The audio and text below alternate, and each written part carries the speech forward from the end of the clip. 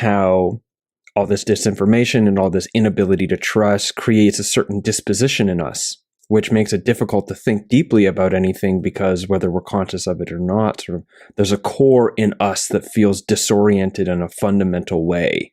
And then we're sort of always in fight or flight mode. And so we end up, and I think this is something Daniel Schmachtenberger talks about, that we're sort of like nested in multi-level narrative warfare. And we're walking around with these sort of like this ambiguous, almost desperation for something to make sense. But we lack the cognitive and attentional capacities to sense make individually because of how complex it is, and then collectively because we don't actually have cultures of sense making, and we have this embodied emotional energy that gets triggered and allegiant by things that do make sense, even if the sense that they make is based on circular reasoning and sort of like bad faith arguments and all the rest. And our embodied emotional intelligence gets allegiance to things that become, I think you talk about on the show, the maybe this is the Stoa that says mimetic warfare between mimetic tribes, or I think you talk about it as the culture war or something like this. Mm-hmm. Yeah. And that's really I think I guess a simple way to describe it is like we used to live in a world that was largely polar. So you had, let's say, the USA and the USSR, or you had capitalism and socialism, and you had these two battling ideologies that were in opposition to each other. And that creates for a kind of stability. And when you have what we have now, not just geopolitically, but culturally, we have a multipolar world. So we don't just have, a group of people who are liberal and a group of people who are conservative. That is no longer really the case, or certainly not useful as a descriptor, in my opinion. You have this, and it's Peter Limberg who runs a Stoa, who created this amazing piece of work about mimetic tribes. So looking at, okay, well, what are the tribes? We're broken into different tribes with different ideological, let's say, fixations, different beliefs and values about what will make a better world, and then we are in this battling in this imaginal space of the internet for control of the narrative.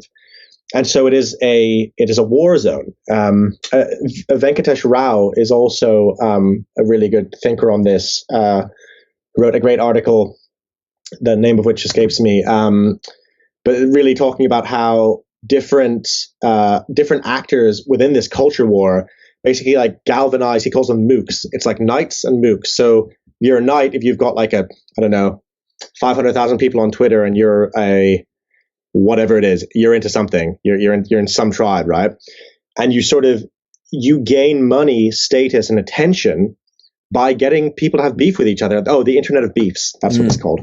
So by getting people to have beef with each other, so your army of mooks, you generate income for yourself, and you generate status, and you generate attention. And so that is happening on a near constant basis, which is why one of the reasons the traditional social networks are can be such an unpleasant place to be, because they are the battleground. And probably most people don't want to be in that war. They just kind of want to see some cat videos, and you end up getting caught in the crossfire more often than not.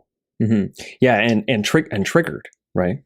I wonder how much too, like we're like this doing a thing and we think it's fun, and then all of a sudden someone says something that we're angry about. It took me almost 15 minutes to convince myself not to write an angry comment to somebody who wrote a trolling angry comment on my thing, and I ultimately settled on writing him a comment saying that I think that his comment was angry and trolling, and it wasn't worth my time, even though I just spent all this time with it and tried to walk away. And it's like, and I know better, but so.